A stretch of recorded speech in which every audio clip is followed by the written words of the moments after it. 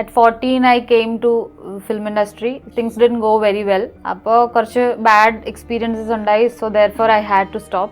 പക്ഷേ that fire was always there. പിന്നെ ആ എക്സ്പീരിയൻസസും അതിലോട്ട് കോൺട്രിബ്യൂട്ട് ചെയ്തു. ഇതെന്തായാലും ചെയ്തേ പറ്റുന്നുള്ള പ്രഷറിലായി ഞാൻ. അത് പ്രൂവ് ചെയ്യേണ്ട ഒരു ബാധ്യതയായി. ഒരു ടീനേജർക്ക് എടുക്കാൻ പറ്റാത്ത അത്ര വലിയ ബാധ്യതയായി. ഇപ്പൊ ഇൻസ്റ്റാഗ്രാമില് കോണ്ടന്റ് ക്രിയേറ്റ് ചെയ്തിട്ട് അതൊരു റവന്യൂ സോഴ്സ് ആയിട്ട് ഒരാൾക്ക് ജീവിക്കാൻ പറ്റും. അത് കുറച്ച് ഒരു കലിപ്പല്ലുട്ടു എന്ന് പറഞ്ഞിട്ട് ഒരു പരിപാടി. പേരൊക്കെ എവിടെ നിന്ന് രണ്ട് സൈഡിലേക്ക് മേടിച്ചൊക്കെ സ്വന്തം ഐഡിയ അതെ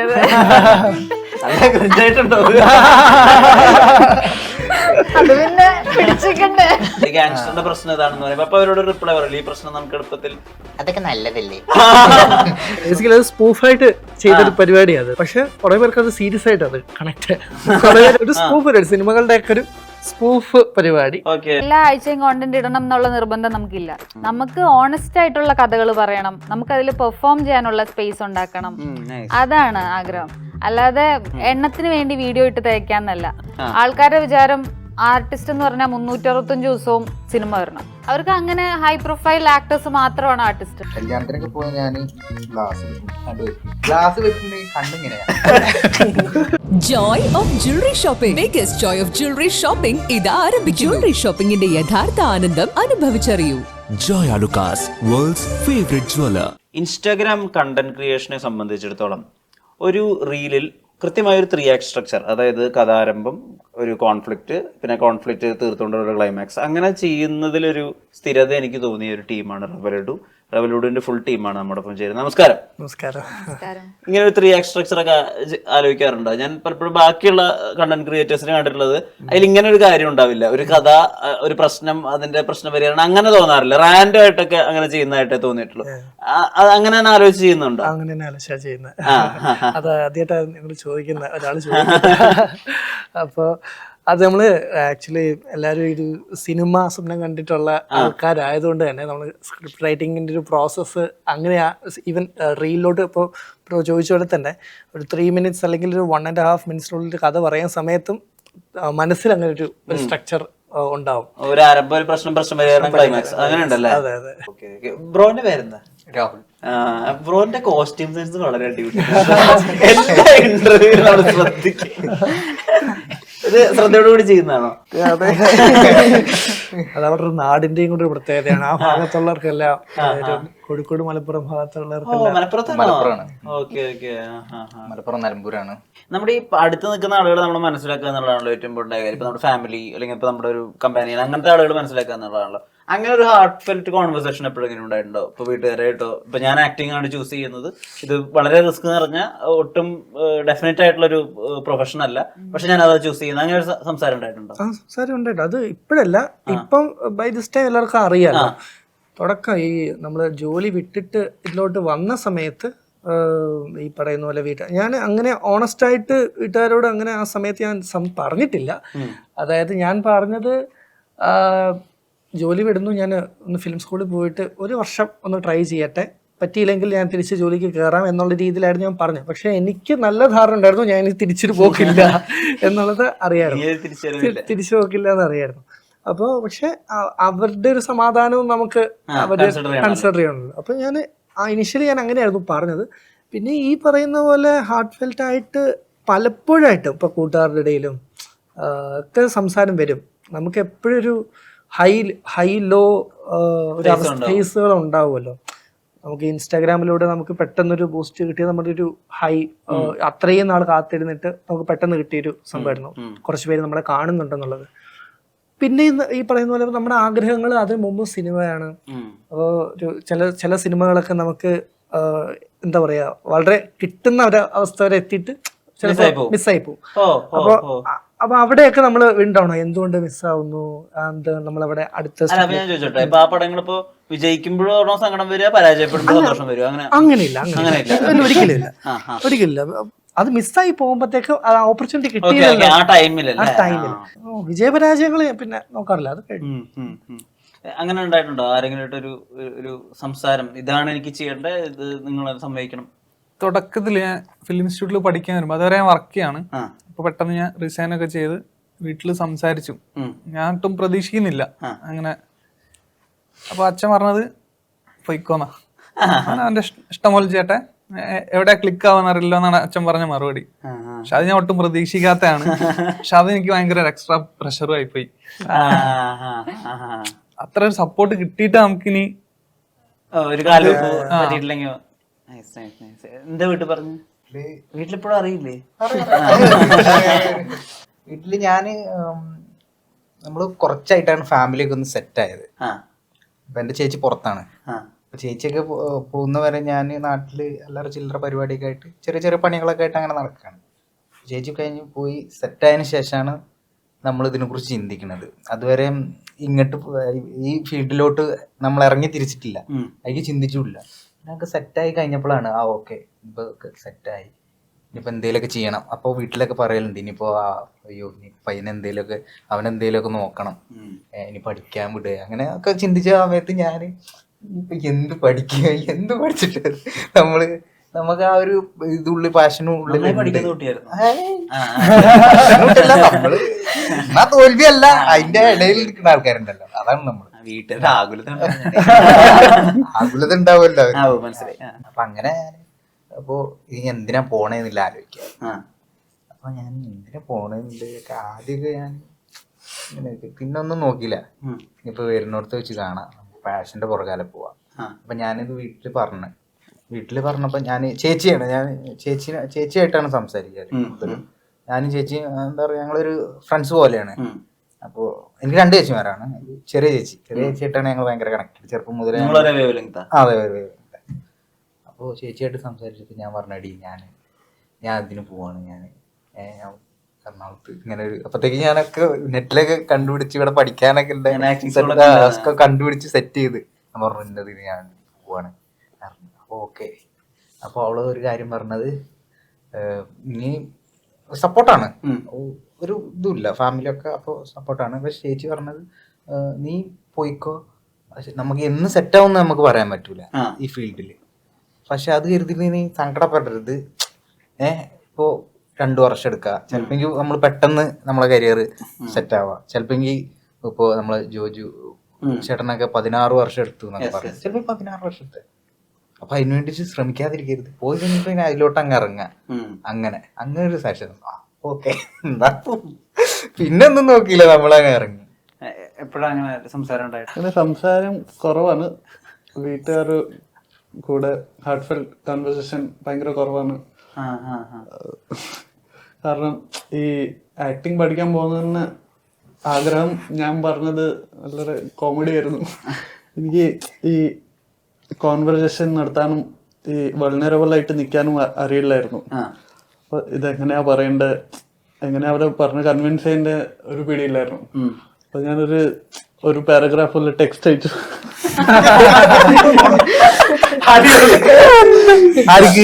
ഞാൻ അപ്പുറത്തെ റൂമിൽ ഇരിക്കുക, അച്ഛന്റെ വാട്സാപ്പില് അവളോട് പറഞ്ഞില്ലല്ലോ. ഇംഗ്ലീഷിലെ മലയാളം എഴുതാൻ കുറച്ച് ബുദ്ധിമുട്ട്. ഹിന്ദി ഇംഗ്ലീഷില് ടെക്സ്റ്റ് ചെയ്ത് ഒരു 2-3 പാരഗ്രാഫ് എഴുതി അയച്ചു, ഇംഗ്ലീഷും ഹിന്ദിയും ചേർത്ത് അയച്ചു.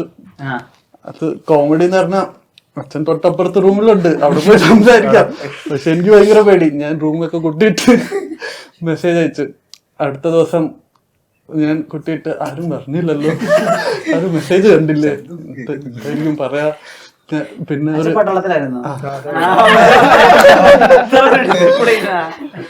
ഒരു ശബ്ദം കേട്ടു, കഥ പോയി തുറന്നു. ഞാൻ കഥ പോയി തുറന്നു.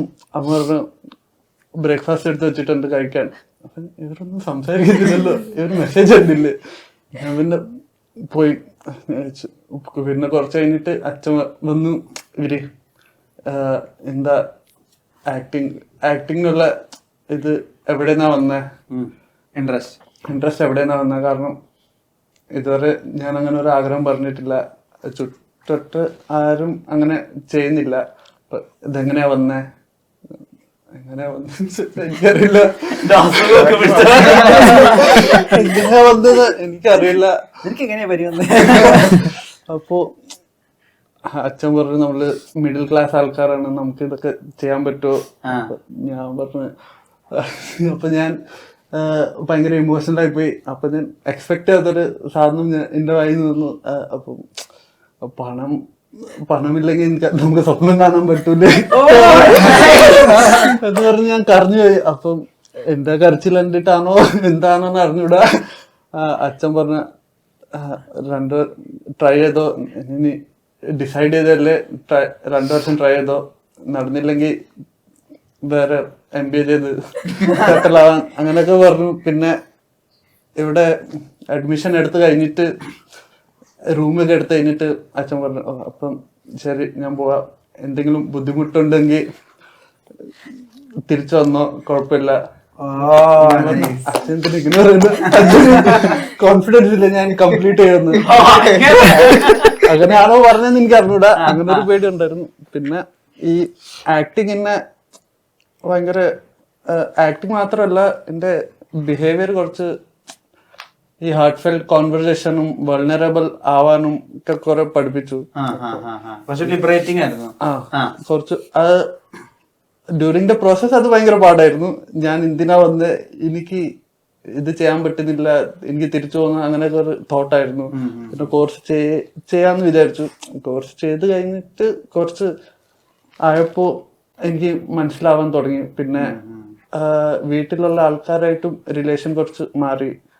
കുറച്ചുകൂടെ ഹാർട്ട് ഫെൽറ്റ് കോൺവെർസേഷൻ അത്രയില്ലെങ്കിലും കുറച്ചുകൂടെ തുടങ്ങിയിട്ടുണ്ട്. അപ്പോൾ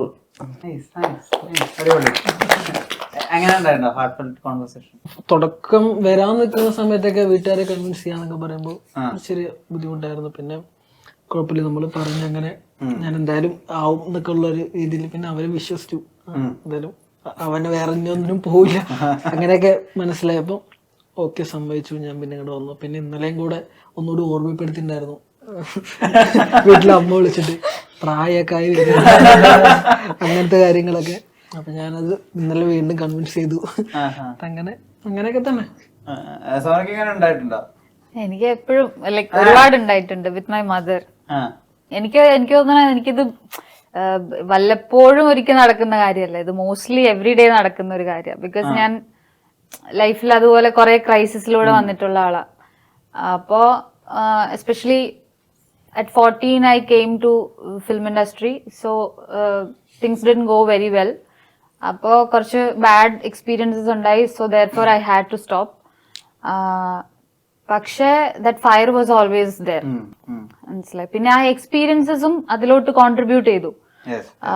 ഇതെന്തായാലും ചെയ്തേ പറ്റുന്നുള്ള പ്രഷറിലായി ഞാൻ. ബിക്കോസ് ലൈക്ക് അത് പ്രൂവ് ചെയ്യേണ്ട ഒരു ബാധ്യതയായി. ഒരു ടീനേജർക്ക് എടുക്കാൻ പറ്റാത്ത അത്ര വലിയ ബാധ്യതയായി. ഇത് എന്തെങ്കിലും ഒരിക്കൽ ലൈഫിൽ എത്തിയേ പറ്റുള്ളൂ എന്നുള്ള. So I kept making that promise to myself and my family. അപ്പോ അതിന്റെ കണ്ടിന്യൂഷൻ ആണ് ഇതും ഈ interview. Happy that you didn't quit at that 14. എപ്പോഴാണ് നിങ്ങൾ ഈ സ്വയം ബാക്കിയുള്ളവരെ വെച്ച് കമ്പയർ ചെയ്യണതൊക്കെ അവസാനിപ്പിച്ചത്? അതായത് ഇപ്പൊ നിങ്ങൾക്ക് ഒരു 27 വയസ്സായി, നിങ്ങളുടെ കൂട്ടുകാരൻ കല്യാണം കഴിച്ചു, കാർ വാങ്ങിച്ചു, വീട് വെച്ചു, കുട്ടിയായി, അതെപ്പോഴാണ് നിർത്തിയത്? അത് നിർത്തിയത് അധികമായിട്ടില്ല. എന്റെ പേഴ്സണൽ ഇത് പറയുകയാണെങ്കിൽ കഴിഞ്ഞ 2 വർഷമായിട്ട് അങ്ങനത്തെ പ്രശ്നങ്ങളില്ല. അത് കംപ്ലീറ്റ്ലി ഡിറ്റാച്ച്ഡ് ആയി അത്തരം തോട്ട്സിൽ നിന്നും. അതിന് മുമ്പ് കല്യാണം എനിക്ക് ആ ഒരു പ്രശ്നം, അതുമായിട്ട് എനിക്ക് പ്രശ്നമില്ല. കൂട്ടുകാര് കല്യാണം കഴിച്ചു പോകുന്നു, അതുമായിട്ട് എനിക്ക് പ്രശ്നമില്ലായിരുന്നു. പക്ഷെ ഏജ് ഇങ്ങനെ കൂടുന്ന ഒരു സംഭവം കരിയറിൽ എത്തിപ്പെടാൻ നമ്മളിപ്പോ ഇതിലോട്ട് വരുന്ന സമയത്ത് മനസ്സിലിങ്ങനെയാണ്, ഓക്കെ നിവിൻ പോളി 26, 27 വയസ്സിൽ 26, 27 വയസ്സില് ആ ഒരു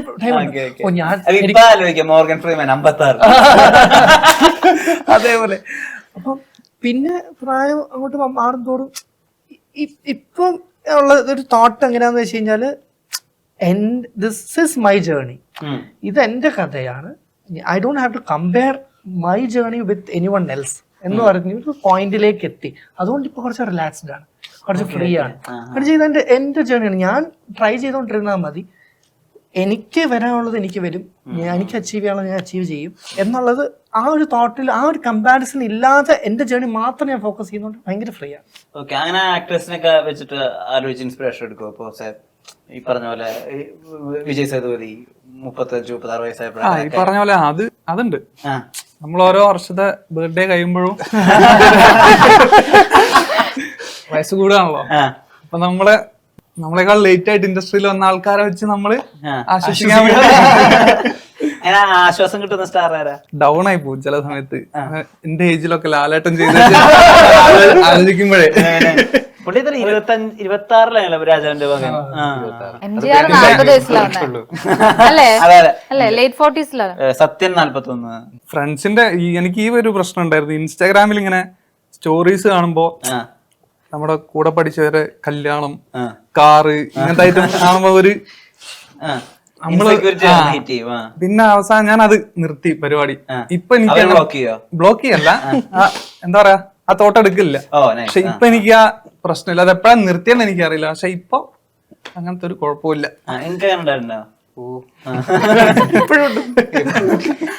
ആശ്വാസം കണ്ടെത്തുന്ന സ്റ്റാർ ആരാ? എല്ലാം നമുക്ക് എന്നായാലും നമ്മളൊരു അവിടെ എത്തുമല്ലോ, നമ്മളായിരിക്കും സ്റ്റാർ. നമ്മളായിരിക്കും അവർക്കൊരു ഇൻസ്പിറേഷൻ എന്ന് പറയുന്നത്. പല ആൾക്കാരും നമ്മളെ മുന്നിലുണ്ട് അതുപോലെ വൈകി സക്സസ് ആയതായാലും എങ്ങനെയായാലും നമ്മളെ ഒരു കയ്യൊപ്പം അവിടെ മലയാള സിനിമയിൽ നമ്മളതായിട്ടുള്ളൊരു പേര് അവിടെ വരുത്തണം എന്ന് ആഗ്രഹിക്കുന്നതാണ്. അപ്പൊ നമ്മളെല്ലാരും അങ്ങനെ തന്നെയാണല്ലോ. അപ്പൊ നമ്മളിപ്പോ പല ആൾക്കാർ വിജയ് സേതുപതി ആയാലും വൈകി വന്നതാണ്. പിന്നെ നമ്മൾ ഇപ്പൊ പ്രായം നോക്കേണ്ട ആവശ്യമില്ലല്ലോ. കഴിവ് നമുക്ക് ടാലന്റ് അല്ലെങ്കിൽ നമുക്ക് കഴിവ് നമ്മൾ തെളിയിക്കാൻ പറ്റുന്ന കാലം വരെ നമ്മൾ ട്രൈ ചെയ്യും. നല്ലത് അത്ര. പിന്നെ വരുന്നത് കണ്ടു വരട്ടെ. ഇതാണ് നമ്മളെ ലൈഫ്. നമ്മൾ ചെയ്യാനുള്ളത് ചെയ്യാ, നമുക്ക് കിട്ടാനുള്ളത് വരാനുള്ളത് വരും, അങ്ങനെ പോകും. അപ്പൊ അതിനെ കുറിച്ചൊന്നും ചിന്തിക്കാറില്ല. ഇപ്പൊ അവർക്ക് ഇതായി ഇപ്പൊ നമ്മളിപ്പോ പറഞ്ഞ മാതിരി നമ്മള് നാട്ടിലെ ഇപ്പൊ നമ്മളെ അനിയന്മാര് വരെ കെട്ടി തുടങ്ങി. അപ്പൊ അനിയനൊക്കെ കെട്ടി, നമ്മളെ കസിൻസ് ഒക്കെ പിന്നെ നമുക്ക് ഇപ്പൊ ഈ ഇങ്ങനെ ചെയ്യാൻ പറ്റണ്ടല്ലോ. ഞാനതാ ചിന്തിക്കുന്നത്. അപ്പോ നമ്മളെ പോലെ ആഗ്രഹം ഉണ്ടായിട്ടും ചെയ്യാൻ പറ്റാത്ത ആൾക്കാർ നമുക്ക് ഇപ്പൊ ഇങ്ങനെ ചെയ്യാൻ പറ്റുണ്ടല്ലോ. ഈ ഒരു കാലഘട്ടത്തിലായ പോലും നമുക്ക് ഇങ്ങനത്തെ കാര്യങ്ങൾ ചെയ്യാൻ പറ്റുന്നുണ്ട്. ഇപ്പൊ ആൾക്കാരെ നമ്മളെ തിരിച്ചറിയാൻ കഴിവുണ്ടായിട്ടും ഇതിലോട്ട് കടന്നു വരാതെ സാഹചര്യങ്ങൾ കൊണ്ട് ചെയ്യാൻ പറ്റാത്ത ആൾക്കാരുണ്ട്. ഇപ്പൊ ചിലവരായ പോലെ അവര് കല്യാണം കഴിഞ്ഞ് അങ്ങനെ പോയിട്ടുണ്ട്. അവരെ ഭാഗത്തുനിന്ന് നോക്കുമ്പോ ഇവരെന്താ ഇവർക്ക് ചെയ്യാൻ പറ്റുന്നുണ്ടല്ലോ. എനിക്ക് എന്റെ കുറെ സ്കൂളിൽ പഠിച്ച കൂട്ടുകാർ മെസ്സേജ് അയക്കുന്നുണ്ട്, എടാ നീ ചെയ്യണ്ടല്ലോ, എടാ എനിക്ക് ഭയങ്കര എനിക്ക് നല്ല സന്തോഷമുണ്ട്, എനിക്ക് ചെയ്യാൻ പറ്റുന്നില്ലല്ലോ. അങ്ങനെ കുറെ ആൾക്കാർ അങ്ങനെ മെസ്സേജ് അയക്കാറുണ്ട്. ഇപ്പൊ നാട്ടിൽ പോകുമ്പോഴായാലും നീ അതിനിറങ്ങിയല്ലോ, നീ എന്തായാലും രക്ഷപ്പെടണം. അപ്പൊ അങ്ങനെയൊക്കെ പറയുമ്പോ നമുക്ക് ഇപ്പൊ നെഗറ്റീവായിട്ട് പറയുന്ന ആൾക്കാരെക്കാട്ടിലും കൂടുതൽ അങ്ങനെ പറയുമ്പോ നമുക്ക് ഒരു പോസിറ്റിവിറ്റി ഉണ്ട്. ഈ ജോജു സാറ് റവലുഡിനെ കണ്ടിട്ടുണ്ടോ? ആള് കണ്ടിട്ടുണ്ട്. ആള് ബേബി സീരീസ് ഒക്കെ ഫസ്റ്റ് എപ്പിസോഡ് അത് കണ്ടിട്ടായിരുന്നു ആക്ച്വലി വിളിച്ചത് പണിയിലേക്ക്. അല്ല അങ്ങനെയാണ് എക്സാക്ട്ലി. ഇപ്പം അപ്പൊ അതിലെ പെർഫോമൻസ് അതാണോന്ന് എനിക്ക് അറിയില്ല. പക്ഷെ നമ്മളെ നോട്ട് ചെയ്തത് അതില്ല, ഇങ്ങനെ ഒരാൾ എക്സിസ്റ്റ് ചെയ്യുന്നുണ്ടെന്ന് അറിഞ്ഞത് ആ വീഡിയോയിലൂടെയാ. അദ്ദേഹം സംസാരിച്ചിരുന്നോ ആള്? അതെ, ഈ റീൽസ് അന്ന് അതിലൂടെയാണ് നോട്ട് ചെയ്തതെന്ന് പറഞ്ഞു, അതല്ലാതെ അതിനെ കുറിച്ചൊന്നും പറഞ്ഞില്ല. അപ്പൊ അങ്ങനെയാണ് അവരുടെ ടീം കോണ്ടാക്ട് ചെയ്തത്. ഈ റവലുഡിന്റെ DMലേക്ക് വന്നിട്ട് ഏറ്റവും ഒരു വലിയ അല്ലെങ്കിൽ നിങ്ങളൊക്കെ സർപ്രൈസ് ചെയ്തിട്ട് ഒരു സെലിബ്രിറ്റി DM അങ്ങനെ എന്തെങ്കിലും ഉണ്ടോ? അങ്ങനെ ചില ഡയറക്ടേഴ്സ് ഇടയ്ക്ക് മെസ്സേജ് അയക്കാറുണ്ട്. അങ്ങനെ ഇപ്പം നമ്മളുടെ ഈ ചില റീൽ സീരീസിലെല്ലാം കണ്ടിട്ട് കഥയുണ്ടോന്ന് ചോദിച്ച് വരാറുണ്ട്. അങ്ങനെ സിനിമയ്ക്ക് ഇങ്ങനത്തെ ഷോർട്ട് സ്റ്റോറീസ് അല്ലാതെ സിനിമയ്ക്ക് വേണ്ടി വലിയ കഥകൾ എഴുതുന്നുണ്ടെങ്കിൽ ഞങ്ങളെ അപ്രോച്ച് ചെയ്യൂന്ന് പറഞ്ഞിട്ട് ഇപ്പൊ ഒരു 3-4 ഓഫർ അങ്ങനെ വന്നിട്ടുണ്ട്. ഡയറക്ടേഴ്സും പിന്നെ പ്രൊഡക്ഷൻ ടീമിലുള്ള ഒരു 3-4 ഓഫേഴ്സ് ഈ കഴിഞ്ഞ ഒരു വർഷത്തിനുള്ളിൽ അങ്ങനെ വന്നിട്ടുണ്ട്. കുറെ സ്ലാങ്ങുകളും കുറെ സൗണ്ട് വേരിയേഷൻസ് ഇതെങ്ങനെയാ? ഇത് നാച്ചുറലി വരുന്നതാണോ അതോ മിമിക്രി ഉണ്ടായിരുന്നോ ചെറുപ്പത്തില്? ഇല്ല, മിമിക്രി അല്ലായിരുന്നു. ചെറുപ്പം മുതലേ പുറത്തുള്ള ആൾക്കാരെയൊക്കെ ഇങ്ങനെ ഇമിറ്റേറ്റ് ചെയ്യാൻ ശ്രമിക്കുന്നു. സിനിമ നടന്മാരല്ല, സാധാരണക്കാര്. ഇപ്പൊ ഒരു കഥാപാത്രം കിട്ടിയാൽ അതുമായിട്ട് തീരെ മാച്ച് ഇല്ലാത്ത ഒരു സ്ലാങ് കൊടുക്കുമ്പോഴാണല്ലോ അതിന് രസം വരുന്നത്. ഇപ്പൊ ഡോക്ടർ എന്നൊക്കെ പറയുമ്പോൾ നമുക്ക് ഓർമ്മയുള്ളത് ഈ വിജയ് കുമാർ അങ്ങനത്തെ ആളുകളൊക്കെ ആണല്ലോ, അദ്ദേഹം ഒക്കെ പ്രസന്റ് ചെയ്യുന്നതാണല്ലോ. പക്ഷെ അതിന് ഒട്ടും മാച്ച് അല്ലാത്ത ഒരു സ്ലാങ് കൊണ്ട് പ്ലേസ് ചെയ്യാം. ആ ഐഡിയ ഒക്കെ എവിടെ നിന്ന് ഷൂട്ട് ചെയ്യുന്നതിന്റെ തൊട്ട് മുന്നേ അങ്ങനെ തോന്നി നമുക്ക് എന്ത് ചെയ്യുമ്പോഴും അതിലൊരു വ്യത്യസ്തത വേണമെന്ന് നമുക്ക് ഉണ്ടാവുമല്ലോ. അപ്പൊ ഷൂട്ട് ചെയ്യണതിന്റെ ആ സ്പോട്ടിൽ നമുക്ക് വേണ്ടി ഇത് ഇങ്ങനെ പിടിച്ചു നോക്കാം, ഇങ്ങനെ ഒരു സ്ലാങ്ങോ അല്ലെങ്കിൽ ഇങ്ങനെ ഒരു ശബ്ദമോ അതിന് പിടിച്ചു നോക്കാറിന്. അപ്പൊ ഞാൻ പറഞ്ഞേ, അപ്പൊ ഞാൻ ജിതിനോട് പറഞ്ഞേ നമുക്ക് ഇങ്ങനെ നോക്കാം. അപ്പൊ നമുക്ക് നോക്കാം. അത് കണ്ണാടിയിലെ കോപം പറഞ്ഞ ഇൻസ്പിറേഷൻ അത് നാട്ടിലത്തെ ആളാണ്. അങ്ങനെ ആക്ച്വലി സംസാരമുള്ള ഒരാളുണ്ട്. അങ്ങനെ ഒരാളുണ്ട്. അങ്ങനെയുള്ള ആൾക്കാരെ നമ്മൾ ഉള്ളിൽ കിടക്കണോണ്ടാവും പെട്ടെന്ന് അങ്ങനെ ഒരു ഐഡിയ തോന്നി അതേപോലെ ശബ്ദം ചെയ്യാ അല്ലെങ്കിൽ അതുപോലെ ചെയ്യാ, ആക്ട് ചെയ്യാന്നില്ല. ഈ പ്രശ്നം വളരെ എളുപ്പത്തിൽ എന്താക്കാൻ പറ്റുന്ന ഫസ്റ്റ് ഈ കേസ് അറിയുമ്പോ പറയൂല്ലോ ഒരു റിപ്ലൈ പറയില്ല, കറക്റ്റ് ഓർമ്മയില്ല ആ ഡയലോഗ്. ഇവര് വന്നിട്ട് പ്രശ്നം പറയല്ലോ, ഈ ഗാങ്സ്റ്ററിന്റെ പ്രശ്നം ഇതാണെന്ന് പറയുമ്പോ അപ്പൊ അവരോട് റിപ്ലൈ പറയില്ല, ഈ പ്രശ്നം നമുക്ക് എളുപ്പത്തിൽ അതൊക്കെ നല്ലതല്ലേ. പക്ഷെ ഞാനിപ്പോ ഡോക്ടറാണെന്നും ആ ലുക്ക് കാണുമ്പോ നമ്മുടെ മനസ്സിൽ ബൈ ഡിഫോൾട്ട് നമ്മൾ സ്ലാങ് പ്രതീക്ഷിക്കൂല, അതേ അല്ല വരുന്നത്. അത് ഭയങ്കര നൈസ് ഒരു പരിപാടിയായിരുന്നു. ഈ ശോഭേച്ചിയുടെ കണ്ടന്റിലൊക്കെ വരുന്ന സമയത്ത് കുറെ ഈ നമ്മൾ ഡെയിലി ലൈഫിൽ കാണുന്ന ക്യാരക്ടേഴ്സിനെ ഇവർ കൊണ്ടുവന്ന് തരുന്നുണ്ടല്ലോ. അപ്പൊ ഇതിൽ സോനയുടെ എത്രമാത്രം ഇൻപുട്ട് ഉണ്ടായിരിക്കും? ഇപ്പൊ ഒരു ടീച്ചർ അല്ലെങ്കിൽ സേ ഒരു ഭർത്താവ് മരിച്ചുപോയ ഒരു വിധവ, അപ്പൊ അതിൽ എത്രമാത്രം ഇൻപുട്ട് സോനയുടെ ഭാഗത്തുണ്ടാവും? ഞാനൊക്കെ ലൈക് നാട്ടിൻപുറത്ത് ജനിച്ചു വളർന്ന ആളാ. അപ്പൊ നമ്മള് കാണുന്ന സാധാരണക്കാരെ എങ്ങനെയായിരിക്കും ഇപ്പൊ നമുക്കൊരു സ്ക്രിപ്റ്റ് കിട്ടുമ്പോ നമ്മള് ആളെ മനസ്സിൽ എങ്ങനെ കാണുന്നു അത് കോസ്റ്റ്യൂമിൽ കൊണ്ടുവരാൻ നോക്കും.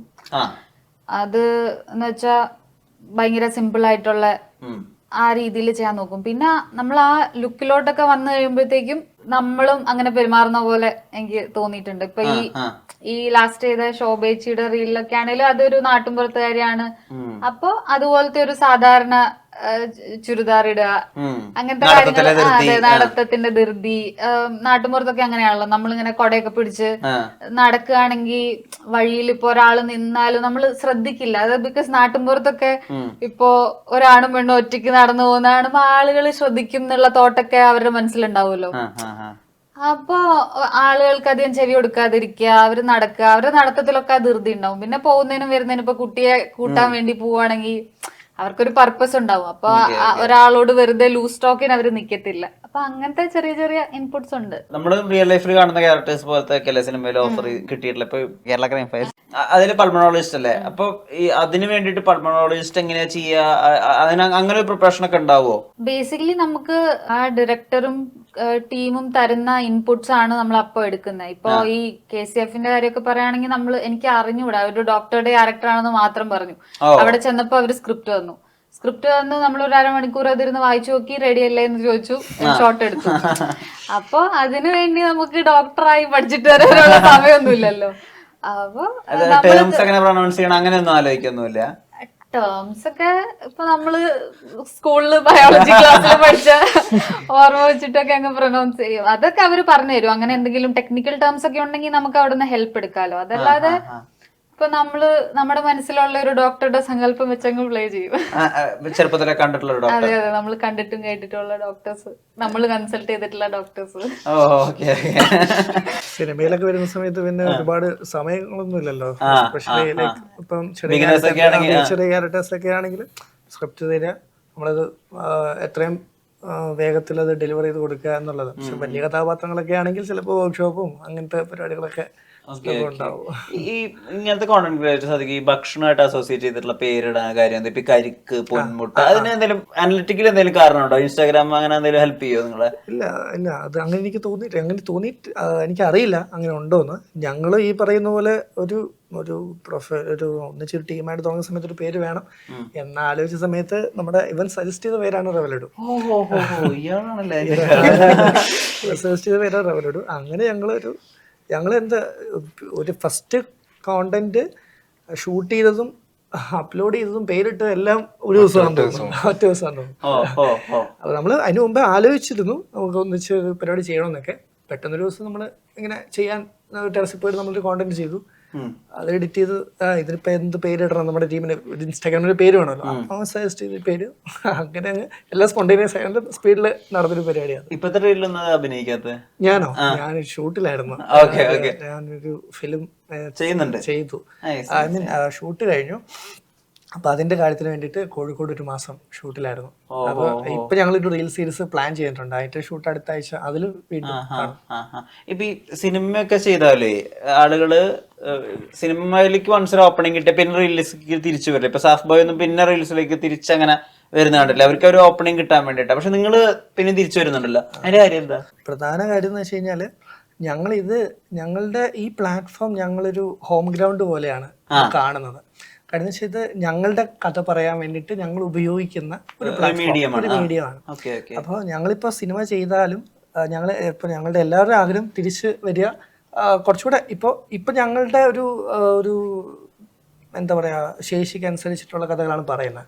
മേ ബി കുറച്ചുകൂടെ ഒരു പ്രൊഡക്ഷൻ ക്വാളിറ്റി ഒക്കെ നമുക്ക് കൂട്ടിയിട്ട് ഇപ്പോൾ കടിക്കൊക്കെ ചെയ്യുന്ന പോലത്തെ വെബ് സീരീസുകളൊക്കെ ഭാവിയിൽ ചെയ്യാനാണ് ഞങ്ങൾ ആഗ്രഹിക്കുന്നത്. അപ്പോൾ ഞങ്ങൾ സിനിമ ഇപ്പോൾ ഞാനാണെങ്കിലും ഇപ്പോൾ സോനയാണെങ്കിലും ആരാണെങ്കിലും സിനിമയിൽ പോയാലും തിരിച്ച് വന്ന് ഞങ്ങളുടേതായിട്ടുള്ള കുറച്ച് സ്റ്റോറീസ് കാരണം നമുക്കത് വെളിയിൽ എത്രമാത്രം ചെയ്യാൻ പറ്റുമെന്ന് അറിയില്ല. ഇപ്പൊ ഇൻസ്റ്റാഗ്രാമിൽ കോണ്ടന്റ് ക്രിയേറ്റ് ചെയ്തിട്ട് അതൊരു റവന്യൂ സോഴ്സ് ആയിട്ട് ഒരാൾക്ക് ജീവിക്കാൻ പറ്റും. അത് കുറച്ച് ഇപ്പോൾ ഒരു വ്യക്തിയാണെങ്കിൽ ചിലപ്പോൾ പറ്റുമായിരിക്കാം. ഇപ്പൊ നമ്മൾ ടീമായിട്ടാണെങ്കിൽ ഇൻസ്റ്റാഗ്രാം മാത്രം ഫോക്കസ് ചെയ്ത് കഴിഞ്ഞാൽ ചിലപ്പോൾ അതിൻ്റെ ഒരു റവന്യൂ ഇൻസ്റ്റാഗ്രാം മാത്രം നമുക്ക് പ്രൊമോഷൻസ് മാത്രം നോക്കി നമുക്ക് ജീവിക്കാൻ പറ്റില്ല. കാര്യം ഇപ്പോൾ ഇൻസ്റ്റാഗ്രാമിൽ കോണ്ടന്റ് ക്രിയേറ്റേഴ്സ് കൂടുതലാണ്. അപ്പോൾ ബ്രാൻഡ്സിന്റെ പ്രൊമോഷൻ ഡിവൈഡ് ആയി പോകും. അപ്പൊ അങ്ങനെ ഇപ്പൊ ഒരു മാസം നമുക്ക് സ്ഥിരമായിട്ട് തരുന്നൊരു ബ്രാൻഡ് ഇപ്പൊ നമുക്ക് എപ്പോഴും തരണമെന്നില്ല. അപ്പൊ ആ സമയത്ത് ആരാണോ പോപ്പുലർ അങ്ങോട്ട് ബ്രാൻഡിന്റെ ഒരു പ്രൊമോഷൻ അങ്ങോട്ട് കൊടുക്കാൻ സാധ്യതയുണ്ട്. അപ്പൊ നമുക്ക് എപ്പോഴും എല്ലാ മാസവും നമുക്ക് ഒരു കൺസിസ്റ്റന്റ് ആയിട്ടൊരു റവന്യൂ ജനറേഷൻ ഇതിലൂടെ ഒരു പ്രൊമോഷൻ ബേസ് ചെയ്തിട്ട് നമുക്ക് ഉണ്ടാക്കാൻ പറ്റുമെന്ന് ചോദിച്ചാൽ സംശയമുണ്ട്. പക്ഷെ നമ്മൾ വേറെ എന്തെങ്കിലും തരത്തിലുള്ള കാര്യങ്ങളും കൂടെ ആലോചിക്കണം. ലൈക്ക് ഇപ്പം ചെയ്യാൻ ആഗ്രഹിക്കുന്നൊരു സംഭവം എന്ന് വെച്ച് കഴിഞ്ഞാൽ ഇപ്പം ജസ്റ്റ് ഒരു റീൽ പ്രൊമോഷൻസ് മാത്രമല്ലാതെ നമ്മൾ നമ്മൾ റീൽ സീരീസുകൾ ചെയ്യുന്നുണ്ട്. അപ്പം നമ്മൾ കരിയൊക്കെ ചെയ്യുന്ന പോലെ സ്പോൺസേർഡ് റീൽ സീരീസുകൾ ചെയ്താൽ ഇപ്പം അവർ ബ്രാൻഡിങ് എല്ലാം വെച്ചുകൊണ്ടിട്ടുള്ളൊരു പരിപാടി. പക്ഷെ അങ്ങനെയൊക്കെ ചെയ്തു കഴിഞ്ഞാൽ വേറൊരു തരത്തിലുള്ളൊരു റവന്യൂ ജനറേറ്റ് ചെയ്യാൻ സാധിക്കും. അപ്പോൾ ഈ പ്രൊമോഷൻ ഇപ്പോൾ ബ്രോ ചോദിച്ച പോലെ ഒരു പ്രൊമോഷൻ മാത്രമായിട്ട് നോക്കിക്കഴിഞ്ഞാൽ ചിലപ്പോൾ പറ്റിയെന്ന് വരില്ല. വേറെ എന്തെങ്കിലും കൂടെ ഒരു ഇൻകം ജനറേറ്റിംഗ് ഒരു പരിപാടി വേണം. അപ്പം ഞങ്ങൾ ആക്ച്വലി ഈ 2-3 വർഷം ഞങ്ങൾ ഇതിൽ സസ്റ്റെയിൻ ചെയ്തത് ഇൻകം ഉള്ളതുകൊണ്ടല്ല, പാഷൻ ഉള്ളതുകൊണ്ട് മാത്രമാണ്. 2022 ഞങ്ങൾ തുടങ്ങിയിട്ട് നിങ്ങളൊക്കെയാണ് ശരിക്കും മറ്റേ സന്തോഷ് ജോർജ് പറഞ്ഞ ആളുകൾ പാഷന്റെ പുറത്ത് അല്ലെ. സത്യമായിട്ടും 2022 ഞങ്ങൾ തുടങ്ങിയിട്ട് ഞങ്ങൾക്ക് ആദ്യത്തെ ഒരു പെയ്ഡ് കൊളാബ് കിട്ടുന്നത് 2023 നവംബറിലെ ഒരു വർഷം. അപ്പൊ ഞങ്ങൾക്ക് അതിന് മുമ്പും സിനിമ എന്ന് പറഞ്ഞ പരിപാടിക്ക് വേണ്ടി വന്നിട്ട് ഞങ്ങൾക്ക് വലിയ ലൈക്ക് പാർട്ട് ടൈം ജോബ്സ് ഒക്കെ ചെയ്തിട്ടുള്ള വരുമാനമേ ഉള്ളൂ. ഇപ്പൊ 2023 ഞങ്ങൾക്ക് ഫസ്റ്റ് ഒരു കൊളാബ് കിട്ടിയതിന് ശേഷം ഈ പറയുന്ന പോലെ ചിലവ് കിട്ടിയാൽ കിട്ടിയില്ല ഞങ്ങളായിട്ട് അങ്ങോട്ട് ചോദിക്കാറില്ല. അത് ആക്ച്വലി പല ടീമുകളും അങ്ങനെ അവർക്കൊരു മാർക്കറ്റിംഗ് ഗ്രൂപ്പ് ഉണ്ട്. ഞങ്ങൾ ഈ കാണാൻ ഇത്രയും പേരേ ഉള്ളൂ. ഞങ്ങളുടെ മൊത്തം ക്രിയേറ്റീവ് അതെ ഇവരാണ്. അപ്പൊ ഇങ്ങോട്ട് വരുന്ന കൊളാബ്സ് ആണ് ഞങ്ങൾ കൂടുതൽ എടുക്കുന്നത്. ചില ഈയിടെയായിട്ട് ഞാൻ ചോദിച്ചു തുടങ്ങി റൺ ചെയ്യാൻ വേണ്ടിയിട്ടുള്ള കാര്യത്തിന് വേണ്ടിയിട്ട്. ടു ബി ഓണസ്റ്റ് 1-2 വർഷമായിട്ട് നമ്മൾ നിലനിന്ന് പോകുന്നത് എന്താ പറയാ നമ്മൾ മാനേജ് ചെയ്ത് പോവാ. ഇത് ഒരു സാമ്പത്തിക വരുമാനം ഒരു സ്രോതസ്സായിട്ടും കൂട്ടാനുള്ള ഒരു സ്ഥിതിയിലേക്ക് നമ്മൾ വന്നിട്ടില്ല. പിന്നെ പാഷന് നല്ല കഥകൾ പറയണം, നമുക്ക് അഭിനയിക്കണം എന്നുള്ള പരിപാടി കാരണം മുന്നോട്ട് പോകുന്നു. പക്ഷെ ഒരു സംഭവം എന്ന് വെച്ചാൽ ഒരു പോയിന്റ് കഴിയുമ്പോഴത്തേക്കും പാഷൻ മാത്രം പോരല്ലോ.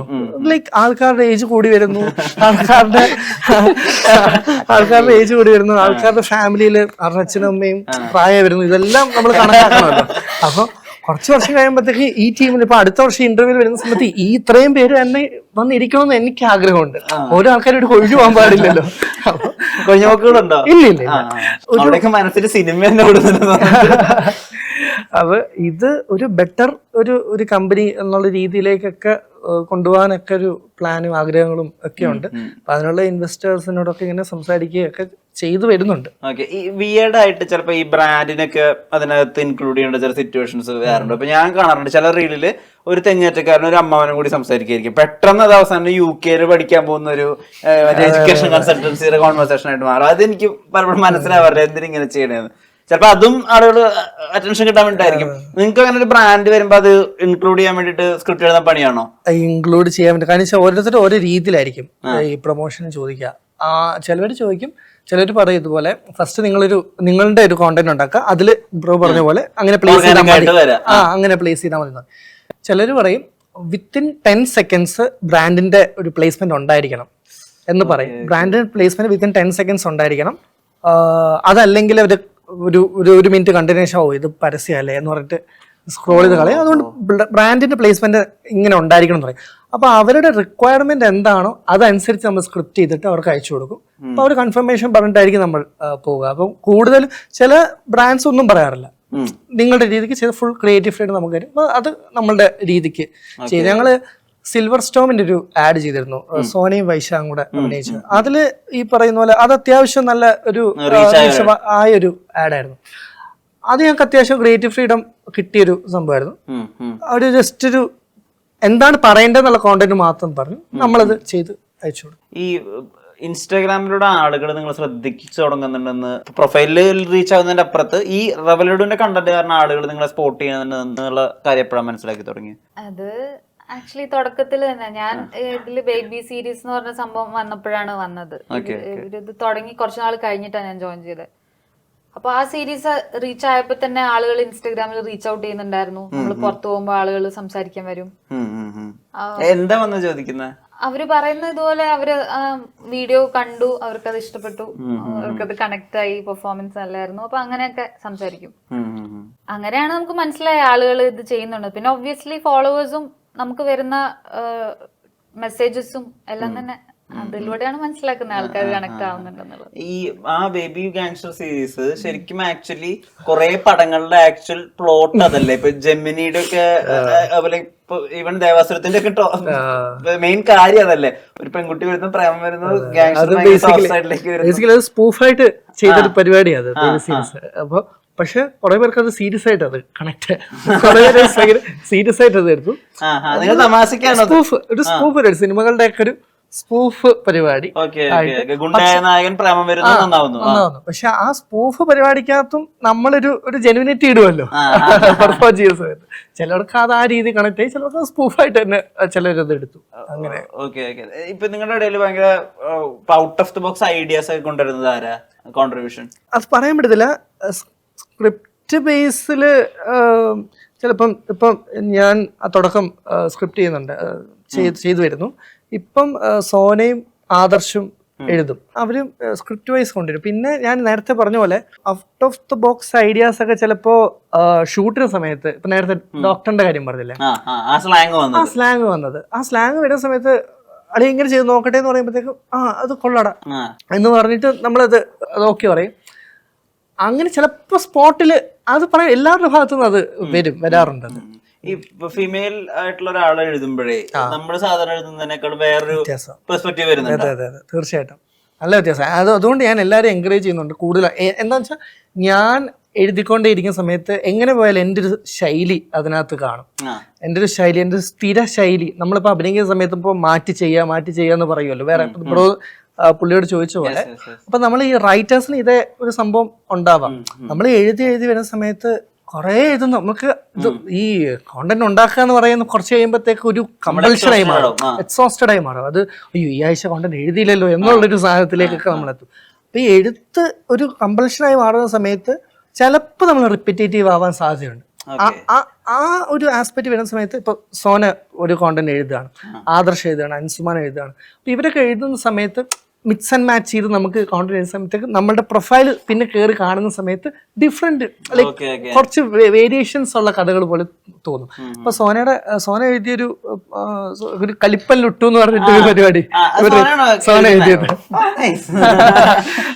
എഴുതിയൊരു സംഭവം. അപ്പൊ സോന ആദ്യം അത് എന്താ പറയാ, അതൊരു കോൺട്രഡിക്ഷന് വേണ്ടിയിട്ട് അത്രയും ഇതുള്ള അങ്ങനത്തെ പേഴ്സണാലിറ്റി ഉള്ള ഒരാൾക്ക് അത്ര നല്ല പേര് കൊടുക്കണ്ടെന്ന് എനിക്കുണ്ടായിരുന്നു. അപ്പൊ അതുകൊണ്ട് അതെ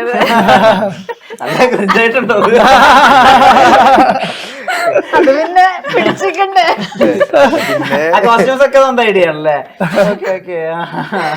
ഐഡിയ അല്ല, ഉള്ളതൊക്കെ വെച്ച്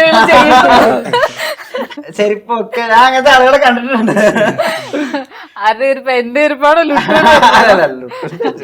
ഓക്കെ, നമ്മൾ എന്താന്ന് വെച്ചാ ഞങ്ങളിപ്പോ പറഞ്ഞ പോലെ തന്നെ ഞങ്ങക്ക് ഇതിനകത്ത് ഇൻവെസ്റ്റേഴ്സ് ഒന്നും ഇല്ല. അപ്പൊ നമ്മുടെ ഓൺ പ്രൊഡക്ഷൻ ആണ്. അപ്പൊ ഞങ്ങൾ മാക്സിമം മിനിമം കോസ്റ്റിലെല്ലാം ചെയ്യാന്നുള്ളതാണ്. അപ്പോൾ കോസ്റ്റ്യൂംസ് എല്ലാം ഞങ്ങൾ സ്വന്തമായിട്ട് കൊണ്ടുവരുന്നതായിരിക്കും. ഇപ്പം ജിതിനൊരു കഥ എഴുതി കൊണ്ടുവന്നു കഴിഞ്ഞാൽ നമ്മളത് വായിക്കുമ്പോൾ ജിതിൻ പറയാറില്ല ഇന്ന കോസ്റ്റ്യൂം വേണം ഇന്ന കോസ്റ്റ്യൂം വേണമെന്ന്. മോസ്റ്റ്ലി ഞങ്ങള് ആക്ടേഴ്സ് തന്നെ അത് പിക്ക് ചെയ്യാറായി. ഇത് പറയാനുള്ളതും ഇല്ലല്ലോ. അതെ അല്ല പറഞ്ഞു കോസ്റ്റ്യൂം ഒന്നും കളയാറില്ല. പണ്ട് പഴയ വീട്ടിലൊക്കെ പോയിട്ട് ഡോക്ടറിന് കോട്ട് ഉണ്ടായിരുന്നില്ലേ? ഡോക്ടറിന് കോട്ടില്ല, ഫോർമൽ ഷർട്ട്. ഫോർമൽ ഷർട്ടാണല്ലേ അത്? Okay okay. എനിക്ക് തോന്നുന്നു ആകെ ഞങ്ങൾ കോസ്റ്റ്യൂം വാങ്ങിയത് മറ്റേ ടോണി എന്ന് പറഞ്ഞ സീരീസില് മീര എന്ന് പറഞ്ഞ എന്റെ ക്യാരക്ടർ ഉണ്ടായിരുന്നു. അതിന് ഒരു നാട്ടുംപുറത്തുകാരിയുടെ പഴയ പോലത്തെ ചുരിദാർ, കോട്ടൺ ചുരിദാറുകൾ വേണമെന്ന് പറഞ്ഞു. അത് ഞങ്ങൾ തുണിയെടുത്ത് തയ്പ്പിക്കുകയോ ചെയ്ത് 3-4 പിന്നെ മറ്റേ പോലീസ് അങ്ങനത്തെ ക്യാരക്ടേഴ്സ് ഒക്കെ വരുമ്പോ എഴുത്തിനൊരു ഇപ്പൊ നമുക്കൊരു ബ്രാൻഡ് കിട്ടി അല്ലെങ്കിൽ ഇപ്പൊ നമുക്ക് മൊത്തത്തിൽ കണ്ടന്റ് ഡൗൺ ആണെന്ന് വിചാരിക്കുക. അപ്പൊ ഈ റൈറ്റേഴ്സ് ബ്ലോക്ക് ഒക്കെ വരുമോ? ഒരു എന്താ പറയാ കുറെ നാൾ എഴുതാനാവുമ്പോ നമുക്ക് ആ ഒരു ബ്ലോക്ക് ഒക്കെ ചിലപ്പോൾ ഉണ്ടാവുന്നുണ്ട്. പിന്നെ ആ ഫ്ലോയിൽ എഴുതുമ്പോ നമ്മൾ എഴുതി ഇങ്ങനെ പോകും. പിന്നെ വേറെ കണ്ടന്റ് ക്രിയേറ്റേഴ്സ് ഉണ്ടല്ലോ, അപ്പൊ നമ്മള് അത് കണ്ട് ശീലം അവരുടേതൊക്കെ ചിലപ്പോ അറിയാതെ നമ്മൾ കണക്ട് ആയി പോകും ചില എഴുത്തൊക്കെ. അപ്പൊ അതൊക്കെ മൊത്തത്തിൽ മാറ്റി കളയേണ്ടി വരും. അങ്ങനത്തെ പ്രശ്നങ്ങളൊക്കെ എഴുതുമ്പോ വരാറുണ്ട്.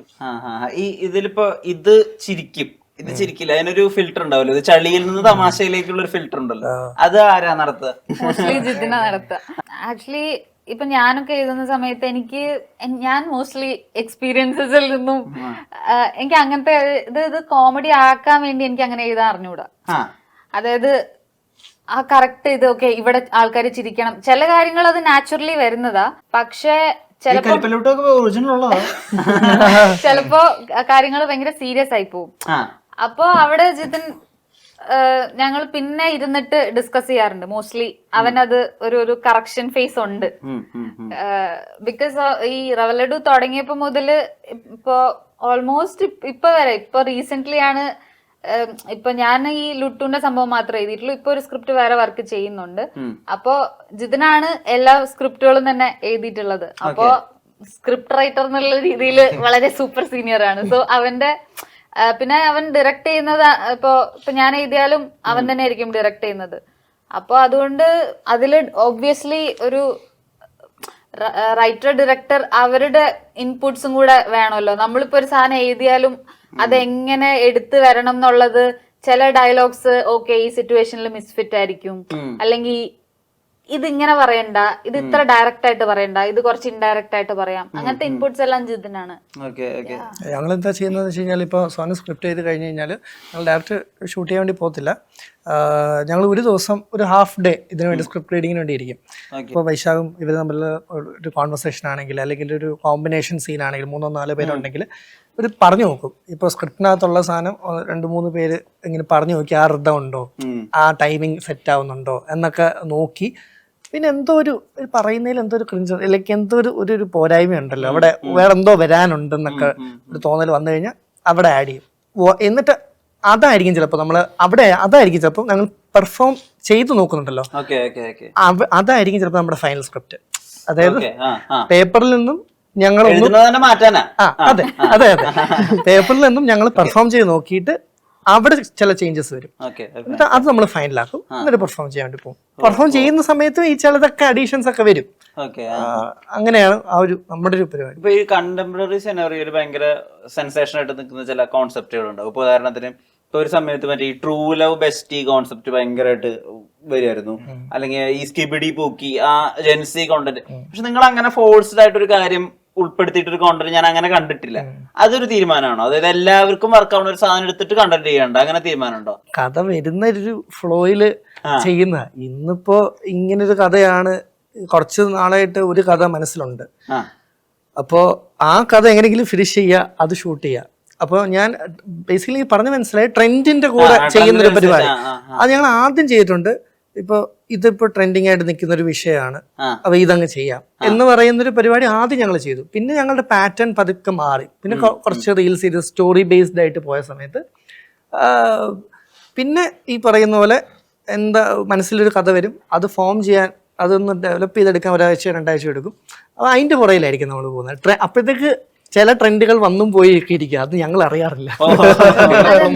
ഈ ട്രെൻഡ് ഫോളോ ചെയ്യുന്നത് മോസ്റ്റ്ലി നമ്മളിവിടെ പെർഫോം ചെയ്യാൻ പെർഫോമേഴ്സ് ആണ് ബേസിക്കലി. ഇപ്പൊ ഈ സിനിമ അഭിനയം ആഗ്രഹം ഉണ്ടെന്ന് പറഞ്ഞത് കൊണ്ട് തന്നെ അതായത് കോണ്ടന്റ്, അതായത് എല്ലാ ആഴ്ചയും കോണ്ടന്റ് ഇടണം എന്നുള്ള നിർബന്ധം നമുക്കില്ല. അതിൽ എല്ലാ ഇത്ര ദിവസം കൂടുമ്പോഴും നമ്മൾ ഇത്ര വീഡിയോ ഇടണം എന്നുള്ള ഒരു നിർബന്ധം ഇല്ല. നമുക്ക് ഓണസ്റ്റ് ആയിട്ടുള്ള കഥകൾ പറയണം, നമുക്ക് അതിൽ പെർഫോം ചെയ്യാനുള്ള സ്പേസ് ഉണ്ടാക്കണം, അതാണ് ആഗ്രഹം. അല്ലാതെ കോളം തികയ്ക്കാൻ വേണ്ടി എണ്ണത്തിന് വേണ്ടി വീഡിയോ ഇട്ട് തികയ്ക്കാന്നല്ല. അപ്പൊ അതുകൊണ്ടാണ് ഈ ട്രെൻഡ്സിന്റെ പുറകെ പോവാത്തത്. പറയാൻ അതിലെന്തെങ്കിലും കഥ ഉണ്ടെങ്കിൽ അത് പറയും. നമ്മള് മറ്റേ സിനിമയ്ക്കകത്ത് പറയില്ലേ, ഈ വണ്ടി തള്ളാൻ വേറൊരു തെണ്ടിയുടെ ആവശ്യമില്ല എന്ന് പറയുന്ന പോലെ ഞങ്ങൾ ഇത്രയും പേര് തന്നെയാണ്, ഇതിന് മേലെ ഒരാളില്ല. അതുകൊണ്ട് ഞങ്ങൾക്ക് പ്രഷറില്ല, ഞങ്ങൾ ഫോഴ്സ് ചെയ്യുന്നില്ല ആരും. ഈ ആഴ്ച രണ്ട് കണ്ടന്റേ പോയുള്ളൂ, ഡെഡ് ലൈൻ, അങ്ങനത്തെ പരിപാടിയൊന്നും ഇല്ലാത്തത് കൊണ്ട് ഞങ്ങൾ കുറച്ചും കൂടെ റിലാക്സ്ഡ് ആയിട്ടാണ് ഞങ്ങളുടെ സ്റ്റോറി ടെല്ലിങ്. പക്ഷെ അത് അത്ര നല്ലതാണെന്ന് ഞാൻ പറയുന്നില്ല. ഈ പറയുന്ന പോലെ ശരിയാണ്, ഈ പറയുന്ന ആൽഗരിതം ആഴ്ച 2 ഇങ്ങനത്തെ പല കൺസിസ്റ്റൻസി പരിപാടികളെല്ലാം ഉണ്ട്. പക്ഷെ സോന പറഞ്ഞ പോലെ അതിനുവേണ്ടി എന്തെങ്കിലും ചെയ്യാന്നുള്ളതും ഞങ്ങൾക്ക് അങ്ങനെ ചെയ്യണമെന്നില്ല. പറയാൻ എന്തെങ്കിലും ഉണ്ടെങ്കിൽ അത് ചെയ്യുക. നിങ്ങളുടെ കൂട്ടത്തിൽ ഏറ്റവും അരി പറക്കുന്നത് ആരാ ഡയലോഗ്സിൽ? എനിക്ക് തോന്നുന്നു സോന ഒഴിച്ച് ബാക്കി എല്ലാവരും സോന നന്നായിട്ട് ഡയലോഗ് പെട്ടെന്ന് കിട്ടും സോനയ്ക്ക്. ബാക്കി എല്ലാവരും കുറച്ചായിട്ട് പറഞ്ഞു. ഞാനൊക്കെ പ്രത്യേകിച്ച് ഏറ്റവും നല്ല പെർഫെക്ഷനിസ്റ്റ് ആരാ? ഇത് പെർഫെക്റ്റ് ആയിട്ട് ചെയ്യൂ അങ്ങനെ ഒരാളുണ്ടോ? പെർഫെക്ഷന് വേണ്ടി ലോങ് ചെയ്യുന്ന ആരെങ്കിലും ഉണ്ടോ? അതായത് ഇപ്പൊ ഇന്ന കാര്യം, ഇത് ഇങ്ങനെ ഒരു കോസ്റ്റ്യൂം കിട്ടി, ഇങ്ങനെ ഒരു ഡയലോഗ് കിട്ടി, ഇങ്ങനെ ഒരു കാര്യം, ഇത് ഭയങ്കര പ്രിസൈസ് ആയിട്ട് ഒരു കാര്യം ചെയ്യുന്ന ഒരാളുണ്ടാവില്ലേ? അത് നമ്മൾ എല്ലാരും അങ്ങനെയാന്ന് തോന്നുന്നു. അതായത് നമ്മുടെ ഒരു വർക്കിംഗ് പാറ്റേൺ തന്നെ ഏകദേശം അങ്ങനെ. അതായത് നമ്മൾ ചെയ്യാൻ വേണ്ടി അങ്ങനെ ചെയ്യത്തില്ല, അതൊരു കിട്ടുന്നവരെ നമ്മൾ വെയിറ്റ് ചെയ്യും. അതായത് ഇന്ന് തന്നെ ഷൂട്ട് ചെയ്യണം, അതുകൊണ്ട് കിട്ടിയ കോസ്റ്റ്യൂം എടുത്തിട്ട് വാ, അങ്ങനെയില്ല. നമുക്ക് ആ ഒരു പെർഫെക്റ്റ് സാധനത്തിലോട്ട് എത്തിക്കണം എന്നുള്ള ഇതുകൊണ്ട് നമ്മൾ ഡിലേ ഒക്കെ ചെയ്ത് മെല്ലെ പ്രിപ്പയർ ഒക്കെ ചെയ്തിട്ടേ ചെയ്തുള്ളൂ. ഇതില് ഇപ്പൊ ഏറ്റവും അധികം തിങ്ക് ചെയ്തിട്ട് ഇപ്പൊ ക്യാരക്ടറിന്റെ ഉള്ളിലേക്ക് ന്യൂആൻസസിലൊക്കെ പോയിട്ട് ആ ക്യാരക്ടറിന്റെ ചെരുപ്പിന്റെ സൈസ് എത്രയായിരിക്കും അങ്ങനെയൊക്കെ ചോദിക്കുന്ന ആളായില്ല, അങ്ങനത്തെ ഏറെക്കുറെ എന്താ പറയാ ചോദ്യങ്ങൾ ഒരുപാട് ചോദിക്കും. അല്ല, അങ്ങനെയാണ്. ഒരു ക്യാരക്ടർ കിട്ടിക്കഴിഞ്ഞാൽ അതിനെ ഇപ്പൊ ഒരു സ്ക്രിപ്റ്റ് കിട്ടിക്കഴിഞ്ഞാൽ അതിനെ എത്രമാത്രം ഫിസിക്കലി എന്തൊക്കെ ഡീറ്റെയിലിംഗ് കൊടുക്കാന്നൊക്കെ ഉള്ളത് അത് കുട്ടാപ്പിയും എന്നാ ഞങ്ങൾ വിളിക്കുക. കുട്ടാപ്പിയും സോനയും അങ്ങനെ തന്നെ. സോനയും എനിക്ക് തോന്നുന്നു ഈ ടീമിൽ എല്ലാവർക്കും ആ ക്വാളിറ്റി ഉണ്ട്. എന്താണെന്നറിയാം, നമ്മൾ ഫിലിം സ്കൂളിൽ നിന്നൊക്കെ വന്നിട്ടുള്ളതുകൊണ്ട് ട്രെയിനിങ് എല്ലാം കഴിഞ്ഞതുകൊണ്ട് ആൾക്കാർക്ക് എല്ലാവർക്കും ആ ഒരു ക്വാളിറ്റി ഉണ്ട്. അതായത് ഡീറ്റെയിലിംഗ് കൊണ്ടുവരാനൊക്കെ ഉള്ള അത് നല്ലതായിരിക്കണം ഫിസിക്കലി. ഇപ്പൊ അൻസുമാൻ അത് ഒരുപാട് ചെയ്യാറുണ്ട്. ഇപ്പൊ ഇവരെന്തെങ്കിലും പറഞ്ഞു കഴിഞ്ഞാൽ എവിടുന്നെങ്കിലും ഒക്കെ ഏതെങ്കിലും ഒരു ചാക്ക് പോലത്തെ ബനീനൊക്കെ എടുത്തോണ്ട് വരും, ഇതാണ് എന്റെ ക്യാരക്ടർ, ഇതിന്ന് മാറില്ല, ഞാൻ ഇതിൽ ഫീൽ ചെയ്തോണ്ടിരിക്കുക. ഈ ഫിലിം സ്കൂളിൽ നിന്ന് വന്നത് കൊണ്ട് എന്തെങ്കിലും എളുപ്പമായിട്ടുണ്ടോ? എനിക്ക് എളുപ്പമായിട്ടുണ്ട്. കുറച്ചുകൂടെ ഡയറക്ഷൻ കിട്ടിയോ? കുറച്ചുകൂടെ ഡയറക്ഷൻ എന്ന് പറയാൻ പറ്റില്ല. ആക്ടിങ് ആദ്യമായിട്ടാണ് ഒരു ചിന്ത പറഞ്ഞ ആക്ടിങ് ചെയ്ത് നോക്കാം, ട്രൈ ചെയ്ത് നോക്കാം. അപ്പം ഞാൻ വന്ന് ചെയ്തപ്പം എനിക്കെല്ലാം ഒരു ലേണിംഗ് ആയിരുന്നു. അപ്പൊ എനിക്ക് കുറെ ബെനിഫിറ്റ് ഉണ്ടായിരുന്ന പോലെ തോന്നുന്നു. അതെനിക്ക് മനസ്സിലായി. അതായിരുന്നില്ല എന്റെ ചോദ്യം. ഐ മീൻ കുറച്ചുകൂടി നമുക്ക് ആക്ടർ ആവണം, നമുക്ക് സിനിമയിൽ അഭിനയിക്കാൻ ആഗ്രഹമുണ്ട്. പക്ഷെ ഫിലിം സ്കൂളിൽ വന്നത് കൊണ്ട് ഇപ്പൊ അവിടത്തെ കുറെ സിനിമകൾ കണ്ടുകൊണ്ട് ഒരു ഓറിയന്റേഷൻ കിട്ടിയ പോലെ ഫീൽ ചെയ്യുന്നു എന്നുള്ളത് ചോദിച്ചേ. പറയാൻ ഉദ്ദേശിച്ച ഈ ഇപ്പൊ ഫിലിം സ്കൂളിൽ പോകുമ്പോഴേ ഇന്ന പടങ്ങളൊക്കെ നിങ്ങൾ കാണണം, ഇപ്പൊ അങ്ങനെ പറഞ്ഞിട്ട് കുറെ പടങ്ങൾ നമ്മൾ കാണിക്കുമല്ലോ. ഇപ്പൊ നമ്മുടെ അപ്പൻ സൽസാർ കാണിക്കും, അപ്പോൾ ട്രയോളജി 3 കാണിക്കും, ഇപ്പൊ ചിലപ്പോ ഗോഡ് ഫാദർ കാണിക്കും. ഇതൊക്കെ ശരിക്കും നമ്മളെ ഹെൽപ്പ് ചെയ്യുന്നുണ്ടോ? നമ്മളെ കാണിച്ചിട്ടില്ല. നമുക്ക് 3 മാസം കോഴ്സ് ഉണ്ടായിരുന്നല്ലോ. നമ്മളോട് കാണാൻ പറഞ്ഞ ഒരു പടം ഉണ്ടല്ലോ മലയാളത്തിൽ, പഞ്ചവടിപ്പാലം. അത് ആദ്യം കാണാൻ പറഞ്ഞായിരുന്നു. പിന്നെ വേറെ അങ്ങനെ പ്രത്യേകിച്ച് പടങ്ങളൊന്നും പറഞ്ഞില്ലല്ലോ. ഇല്ല, അതൊക്കെ ഒരു ഹോംവർക്ക് പോലെ നമ്മൾ ചെയ്യേണ്ട കാര്യമാണ്. ഇപ്പൊ FTIയിലൊന്നും ചെയ്യിപ്പിക്കുന്ന പോലെ അവിടെ നിന്ന് വെച്ചാൽ 2 വർഷം ഇരുന്ന് നമുക്ക് സിനിമ കാണാനുള്ള സമയമുണ്ടല്ലോ. ഇത് നമ്മളുടെ ഒരു ഡിപ്ലോമയാ. ഡിപ്ലോമ പ്ലസ് കുറച്ച് മന്ത്സ് ട്രെയിനിങ്ങും കൂടെ ഉണ്ടായിരുന്നു. പക്ഷെ അത് ഓപ്ഷനിലായിരുന്നു, എടുക്കേണ്ടവർക്ക് എടുക്കാം ആ രീതിയിലൊക്കെ. അപ്പൊ സിനിമ കാണലൊക്കെ നമ്മുടെ പേഴ്സണൽ സ്റ്റഡിയുടെ ഭാഗമായിട്ട് വരും. അതെ, നമ്മളിപ്പോ ഫിലിം സ്കൂളിൽ പഠിച്ചു എന്ന് പറഞ്ഞിട്ട് നമുക്ക് എന്താ പറയാ, നമുക്കൊരു കുറച്ച് തിയറിറ്റിക്കൽ ആയിട്ടുള്ള കാര്യങ്ങൾ നമുക്ക് ഒരു ഇത് കിട്ടും. പക്ഷേ ക്യാമറ എങ്ങനെ ഫേസ് ചെയ്യാം അങ്ങനെയൊക്കെ. ഫേസ് ചെയ്യാം, ഈ പറയുന്ന ലെൻസിന്റെ വ്യത്യാസങ്ങള്, അങ്ങനത്തെ കാര്യങ്ങളൊക്കെ നമുക്ക് കുറച്ച് ടെക്നിക്കാലിറ്റീസും കുറച്ച് തിയറിറ്റിക്കൽ ആയിട്ടുള്ള കാര്യങ്ങളും നമുക്ക് മനസ്സിലാവും ഫിലിം സ്കൂളിൽ പോകുന്നു. പക്ഷേ ഫിലിം സ്കൂളിൽ പോയോണ്ട് ഒരാൾക്ക് ഫിലിം കിട്ടിക്കൊള്ളണമെന്നൊരു ഇല്ല, നിർബന്ധമില്ല. അത് ഫിലിം സ്കൂളിൽ പോയാലും ഇല്ലെങ്കിലും നമ്മൾ ഫിലിം സ്കൂളിൽ പഠിപ്പിക്കുന്ന കാര്യങ്ങൾ എന്തായാലും നമ്മൾ പഠിക്കണം ഫിലിമിൽ ചെല്ലുമ്പോൾ.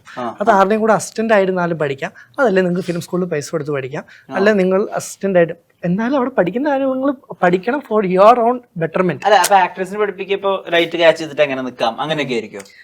ലൈറ്റിങ്ങിന്റെ ഒരു സംഭവം നമ്മളിപ്പോ ഇനിഷ്യലി അല്ല, ഇത് ബേസിക്കലി ഇപ്പം വിഷ്ണു ആദ്യം ചോദിച്ച ചോദ്യമില്ലേ, ഈ സെൻസ് എവിടുന്ന് വരുന്നു, അതായത് ഈ ഇന്ന കോസ്റ്റ്യൂം ഇടണം, ഇതിപ്പോ സോനയുടെ ഇൻപുട്ട് ആണോ എന്ന് പറയുന്ന ഒരു സെൻസ് ഇല്ലേ. നമ്മളിപ്പോ ഒരു വർഷം ഒരു 3-4 സിനിമയിൽ അഭിനയിക്കുമ്പോൾ നമുക്ക് കിട്ടുന്ന ഒരു സെൻസ് ഉണ്ട്. അതുകൊണ്ടാണ് ഒരു ആക്ടറുടെ തുടക്കകാലത്തെ സിനിമകൾ എടുത്തു നോക്കിയാൽ അവർ ഭയങ്കര അമച്വർ ആയിട്ട് നമുക്ക് തോന്നും. ചിലര് ഭയങ്കര ട്രെയിൻഡ് ആയിട്ട് പെർഫെക്റ്റ് ആയിട്ട് വരും, പക്ഷെ ചിലര് അമച്വർ പെർഫോമൻസസ് ആയിട്ട് തോന്നും. പിന്നീട് അവര് ഭയങ്കര ഭീകര പെർഫോമൻസ് ഇമ്പ്രൂവ്മെന്റ് കാണും. എന്തുകൊണ്ടാന്ന് വെച്ചാൽ ഓവർ ദി ടൈം അവർക്ക് ഉണ്ടാവുന്ന സെൻസ് ആണ് അവർ ഡെവലപ്പ് ചെയ്യുന്ന ഒരു ക്യാരക്ടറിനെ എങ്ങനെ അപ്രോച്ച് ചെയ്യണം, എന്താണ് പ്രോസസ്സ്. ഞാനൊരു സാധാരണക്കാരന്റെ ക്യാരക്ടറാണ് ചെയ്യുന്നെങ്കിൽ ആ സാധാരണക്കാരൻ എങ്ങനെ പെരുമാറണം, അവരുടെ ഒബ്സർവേഷൻ. അപ്പൊ ഇതെല്ലാം നമുക്ക് ഫിലിം സ്കൂളിൽ ഇതാണ് വഴികൾ എന്ന് പറഞ്ഞു. ഫിലിം സ്കൂളിൽ പഠിച്ച ഉടനെ നമ്മൾ എല്ലാത്തിനോടും അഡാപ്റ്റ് ആവണം എന്നില്ല. പക്ഷെ നമ്മൾ ആ പ്രോസസ്സിലോട്ട് വന്ന് നമ്മൾ ഇത് ഡെയിലി ലൈഫിൽ ചെയ്യുന്ന സമയത്ത് നമുക്ക് മനസ്സിലാവും, ഓക്കെ ഇതാണ് അവര് പറഞ്ഞത്, so I should be doing it like this. അപ്പോ നമ്മൾ ഇത് ചെയ്ത് നമ്മൾ ആ വഴികളിലോട്ട് എത്തും. നമ്മൾ അവിടുന്ന് പഠിക്കുമ്പോൾ നമുക്ക് എല്ലാം മനസ്സിലാവില്ല. പക്ഷെ നമ്മൾ വന്ന് ഇത് ഒരു ഡേ ടു ഡേ വർക്കായിട്ട് കുറെ ചെയ്ത് കഴിയുമ്പോഴാണ് നമുക്കത് കണക്ട് ആവുന്നത്. നമ്മൾ സ്കൂളിൽ പഠിച്ച എല്ലാ കാര്യങ്ങളും നമുക്ക് അപ്പൊ ഓർമ്മയില്ല, പക്ഷെ നമ്മൾ ലൈഫിൽ അത് ചെയ്യുമ്പോൾ നമുക്ക് മനസ്സിലാവുമല്ലോ, ഓക്കെ ഇതാണ് അത് എന്നുള്ളത്. അപ്പൊ അതാണ് അതിന്റെ ഗുണം. ഒരു ആക്ടർ ലൈഫിൽ നിങ്ങൾ നേരിടുന്ന ഒരുപാട് ബ്രൂട്ടലായ ചോദ്യങ്ങളുണ്ട്. അതിൽ ഒന്നാമത്തെ ചോദ്യമാണ്, അപ്പൊ സിനിമ അല്ലാതെ അഭിനയം അല്ലാതെ എന്താ ചെയ്യുന്നത്, അങ്ങനെ ഒരു കാര്യം ഉണ്ടാവില്ല, അതിനെങ്ങനെ നേരിടുക? അല്ല, അത് തുടക്കം ബുദ്ധിമുട്ടായിരുന്നു. കാര്യം നമ്മളിപ്പോ വീട്ടിലോട്ടൊക്കെ നാട്ടിൽ പോകുന്ന സമയത്തൊക്കെ കോട്ടയം, അപ്പൊ ബന്ധുക്കാരൊക്കെ ഇങ്ങനെ ചോദിക്കുമല്ലോ. അല്ല, വേറൊരു കാര്യം എന്ന് വെച്ചാൽ നമ്മള് ഡിഗ്രിയും PG എല്ലാം കഴിഞ്ഞ് ബാംഗ്ലൂരിലായിരുന്നു 3-4 വർഷമൊക്കെ ജോലി നിർത്തിയിട്ട് ഇവിടെ സിനിമയ്ക്ക് വേണ്ടി വന്നതാ. അപ്പൊ ഇനി പോകുന്നില്ലേ, എന്താ ഇവിടെ കൊച്ചിയിൽ എന്താ പരിപാടി എന്നൊക്കെ ചോദ്യവും. അപ്പൊ നമുക്ക് സിനിമയുടെ ഇപ്പൊ ബ്രോ പറഞ്ഞ പോലെ സിനിമയുടെ കാര്യങ്ങളൊക്കെ നോക്കുന്നെന്ന് പറഞ്ഞു കഴിഞ്ഞാൽ അപ്പൊ വേറെന്താ ചെയ്യുന്നതെന്നുള്ള ചോദ്യം വരും. അപ്പൊ ആദ്യത്തെ ഒരു വർഷമൊക്കെ ഒരു ബുദ്ധിമുട്ടായിരുന്നു. പിന്നെ അതൊരു ശീലമായി. പിന്നെ ഞാൻ തുടക്കം തന്നെ കോൺഫിഡൻസ് അത് കേട്ട് ശീലമായി. പിന്നെ അത് കോൺഫിഡന്റ് ആയിട്ട് അങ്ങ് പറയും, ആക്ടിങ് നോക്കുന്നത്. പിന്നെ സിനിമയൊന്നും കണ്ടില്ലല്ലോ എന്താണ് അടുത്ത ചോദ്യം പറ്റിയ. 2ാമത്തെ വർഷമൊക്കെ മുതൽ ഞാൻ പിന്നെ ചെയ്യാൻ തുടങ്ങിയെന്ന് വെച്ചാൽ ആ സാഹചര്യം അങ്ങ് ഒഴിവാക്കും. ഈ കല്യാണത്തിന് പോകാതിരിക്കുക, പാലാച്ചിന് പോകാതിരിക്കുക, അങ്ങനെ സാഹചര്യങ്ങൾ ഒഴിവാക്കും. അപ്പൊ എന്തെങ്കിലുമൊക്കെ എവിടെയെങ്കിലൊക്കെ എത്തിയിട്ട് കാണാം എന്നുള്ള രീതിയിലാണ്. എങ്ങനെയാ നേരിടുക ചോദ്യങ്ങള്? തുടക്കത്തിൽ ഇങ്ങനെ കുറച്ച് നേരിടേണ്ടി വന്നപ്പോ പിന്നെ ഞാൻ നാട്ടിലോട്ടുള്ള പോക്ക് അങ്ങോട്ട് കുറച്ചു. പിന്നെ പോയാൽ തന്നെ വീട്ടിലിരിക്കും, അമ്മ ഉണ്ടായി തരുന്ന എന്തെങ്കിലും കഴിക്കും, 2 ദിവസം സ്പെൻഡ് ചെയ്ത് തിരിച്ചു പോരും. പുറത്തോട്ടൊന്നും അധികം ഇറങ്ങാറില്ല. എന്താ പറയാ നട്ടത്? പടം വരുന്ന പടം അടുത്ത് വരുന്നുണ്ട്. കേട്ട് ശീലിച്ചല്ലോ നമുക്ക്. അങ്ങനെ അവര് പറയണ എഴുതിയിട്ട് നമുക്ക് പോകാതിരിക്കാം. എന്നെ കൊണ്ട് പറ്റൂല.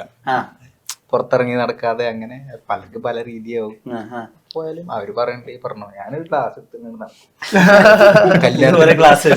കല്യാണത്തിനൊക്കെ പോയാൽ ഞാൻ ഗ്ലാസ് എടുക്കും, കണ്ടു വെക്കും, എന്നിട്ട് 2 പോക്കറ്റിൽ കൈയിട്ടിട്ട് നമ്മളെ കണ്ണെങ്ങനെ അറിയാം. പോകുമ്പോ നമ്മളെ കണ്ണ് ഗ്ലാസ് വെച്ചിട്ടുണ്ടെങ്കിൽ കണ്ണിങ്ങനെയാ. എവിടെയാണ് നമ്മളെ ഇങ്ങനത്തെ ചോദ്യങ്ങൾ ചോദിക്കുന്ന ആൾക്കാരുണ്ട്. അവിടെ എത്തുമ്പോഴത്തേക്കും നമ്മള് വിഷയം മാറ്റിയിട്ട് അതിലങ്ങനെ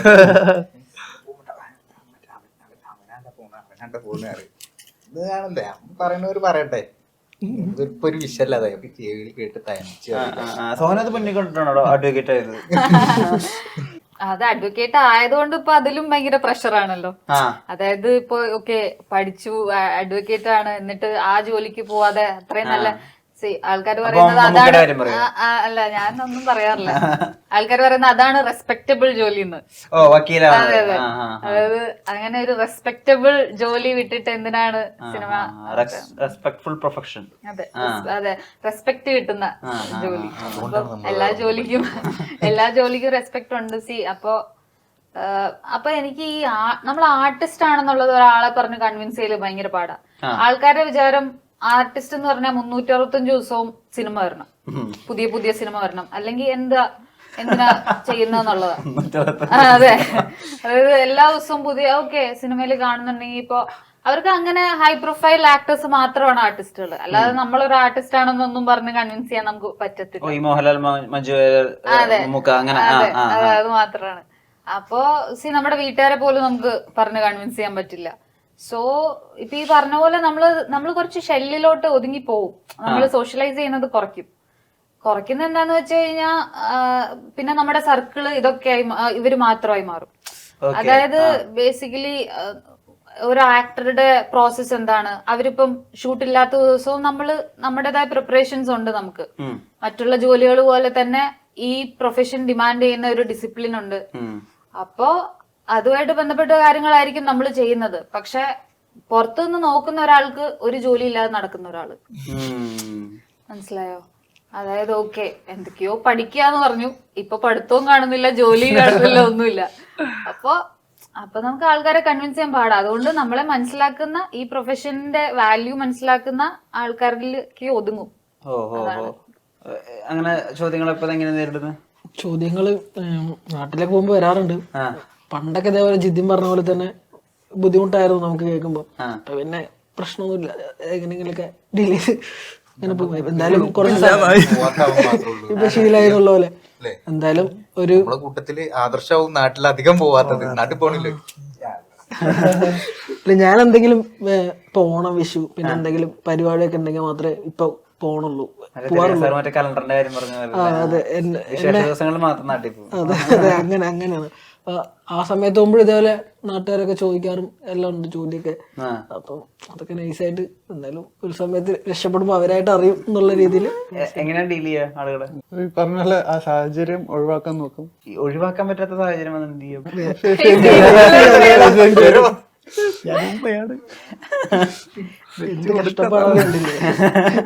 ഈ ആക്ടർക്ക് ഒരു സിനിമ ഇല്ലാത്ത സമയത്ത് ഓരോ കാര്യങ്ങൾ ചെയ്യാന്ന് പറയില്ലേ, ആ സമയത്ത് ഇപ്പൊ ഞാൻ കേട്ടിട്ടുണ്ട് ചില ആക്ടേഴ്സ് ഇപ്പൊ സർഫിങ് ചെയ്യുന്ന ആക്ടേഴ്സ് ഉണ്ട്, ചില ആക്ടേഴ്സ് ഡാൻസ് പഠിക്കാൻ പോകുന്നു, ചില ആക്ടേഴ്സ് ഒറ്റയ്ക്ക് ട്രാവൽ ചെയ്യുന്നു.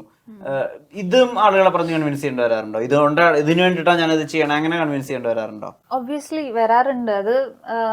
അത് ഞാൻ പറഞ്ഞില്ലേ, നമ്മൾ അങ്ങനെ ഒരു സർക്കിളിലോട്ട് ഒതുങ്ങുമ്പോ അവരോട് പറഞ്ഞ് പിന്നെ കൺവിൻസ് ചെയ്യേണ്ട വരത്തില്ല നമുക്ക്. ഇപ്പൊ ഞാനൊരു കാര്യം ചെയ്യുമ്പോ അല്ലെങ്കിൽ ഇവരൊരു കാര്യം ചെയ്യുമ്പോ എനിക്ക് ഇവർക്കും അങ്ങോട്ടും ഇങ്ങോട്ടും മനസ്സിലാവും why we are doing this എന്നുള്ളത്. അതിപ്പോ മനസ്സിലാവും, ആൻഡ് നമ്മുടെ ഇമീഡിയറ്റ് ഫാമിലിക്കും മനസ്സിലാവും, ഏറ്റവും അടുത്ത് നിൽക്കുന്നവർക്ക്. അതുകൊണ്ട് ഇപ്പൊ അങ്ങനെയുള്ള കോൺവെർസേഷൻസ് ഇല്ല. പക്ഷെ നേരത്തെ ഒക്കെ ഉണ്ടായിരുന്നു. ലൈക്ക് ഇപ്പൊ പിന്നെ എക്സ്റ്റെൻഡഡ് ഫാമിലി ചോദിക്കും, ഇപ്പൊ നമ്മള് എന്തെങ്കിലും ഒരു പുതിയൊരു ആക്ടിവിറ്റി, ഫോർ എക്സാമ്പിൾ ഞാനിപ്പോ യോഗ ടീച്ചേഴ്സ് ട്രെയിനിങ്ങിന് പോകുന്നുണ്ട് നെക്സ്റ്റ് മന്ത്. അപ്പോ ഒരാൾ ചോദിക്കും, അപ്പൊ വക്കീൽ പണിയൊക്കെ വിട്ടോ, ഇപ്പൊ യോഗ പഠിപ്പിക്കാൻ പോവാണോ? മനസ്സിലായോ? അപ്പൊ അങ്ങനത്തെ ക്വസ്റ്റ്യൻസ് വരാം. അപ്പൊ നമ്മള് നമ്മൾ എല്ലാവരെയും എല്ലാം മനസ്സിലാക്കിക്കാൻ പോവാതിരിക്കുന്ന നല്ലത്.